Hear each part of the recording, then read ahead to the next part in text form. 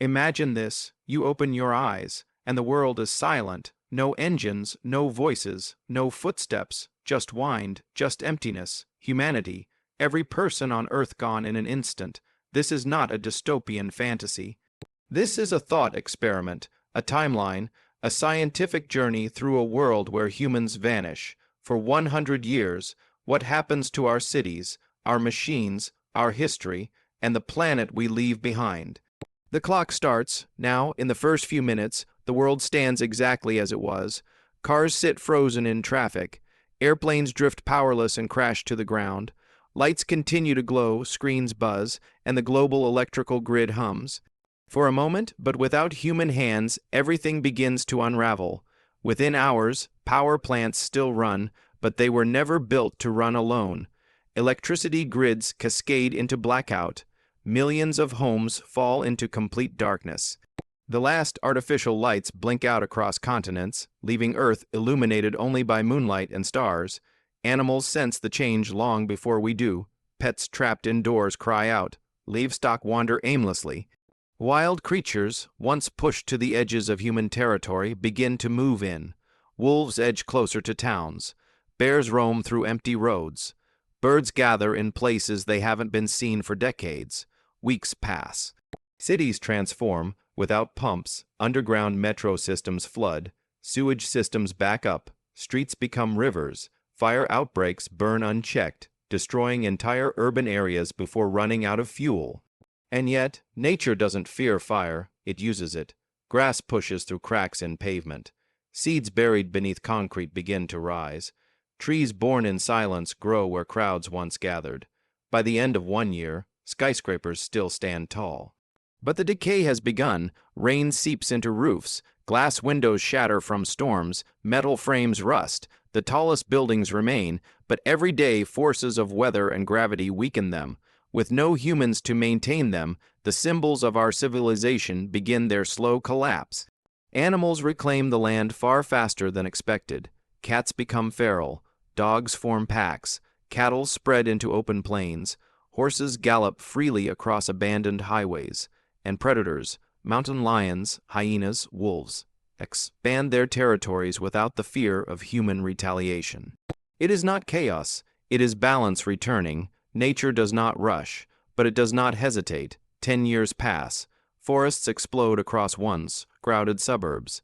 Air becomes cleaner than at any moment in the industrial age. Carbon emissions drop to near zero, but remnants remain: plastics, chemicals, pollutants stored deep in soil and water. Still, the planet is healing, slowly, steadily, relentlessly. Bridges begin to fail. Metal girders corrode from rain and salt. Concrete cracks and falls away. The Golden Gate Bridge, the Brooklyn Bridge, century-old structures built to withstand enormous weight, now face their greatest enemy, time. Some endure, some fall. Now 25 years have passed. Most buildings younger than a century remain standing, though damaged. Older structures collapse entirely. Roofs cave in. Foundations shift. Entire neighborhoods turn into forests, with tree roots splitting open walls and floors. Domestic animals have fully adapted. Some species go extinct. Others evolve. Feral dogs grow stronger, more wool. Flike. Cats become better hunters. Cows, pigs, and other livestock spread widely, though many fall prey to predators. The world is wilder, more dangerous, more alive. 50 years since humanity disappeared. A single lifetime, long enough for a new generation of animals to grow up in a world without fear of humans. Cities now look like ruins swallowed by green oceans. Vines crawl up skyscrapers. Trees burst through windows. Rivers change course, undammed and uncontrolled. Many of the most iconic buildings, the Eiffel Tower, the Empire State Building, the Burj Khalifa, still stand, but they are weather-beaten skeletons of their former selves. Nuclear power plants, once controlled by human oversight, have long since shut down automatically.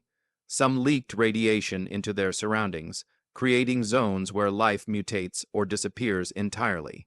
But others remain sealed, silent monuments of human engineering. The planet shifts again, With no humans burning fossil fuels, global temperatures begin to stabilize, oceans cool slowly, coral reefs begin to regenerate in places where they had nearly vanished. Life is returning to places long thought dead. After a full century, 100 years of absence, the Earth has transformed, not into a wasteland, but into a world reborn. Skyscrapers have crumbled or stand in twisted forms, draped in forests. Highways are moss-covered trails, airports are grasslands dotted with rusting aircraft, ports are mangrove swamps filled with fish and crocodiles. The Great Wall of China is cracked, sinking into hills of wildflowers. And the Statue of Liberty stands corroded, her copper skin eaten away by salt and storms. What remains is not our world. It is the world beneath our world, a world that always waited to return. This scenario is not fantasy. It is grounded in real science. Ecologists have studied abandoned towns. Chernobyl has become a living example of nature's resilience. And every time humans leave an area, life doesn't just recover, it accelerates. Nature is not fragile, it is powerful, it is patient. If humans vanished for 100 years, our cities would fall, our machines would rust, our monuments would crumble, but the Earth would breathe again. And yet, this story is not about the planet alone. It is also about us. Our technology would vanish. Our achievements would fade. Our records would dissolve. Future civilizations, if they ever arose again, would find only fragments, scattered and buried. A rusted beam, a cracked statue, a few plastic relics refusing to decay. The world would remember us not through buildings, but through the scars we left behind. And now, the final question, the one that lingers in the silence of this abandoned Earth. If humanity can shape the planet so dramatically by simply existing, what could we achieve if we chose to shape it?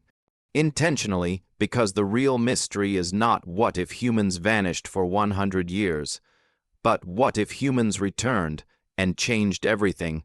What if we learned from the ruins we left behind? And so we end with a question, one that leads us into the next chapter of possibility. What if the next what if changes everything we think we know about the future of our world? Would you watch it?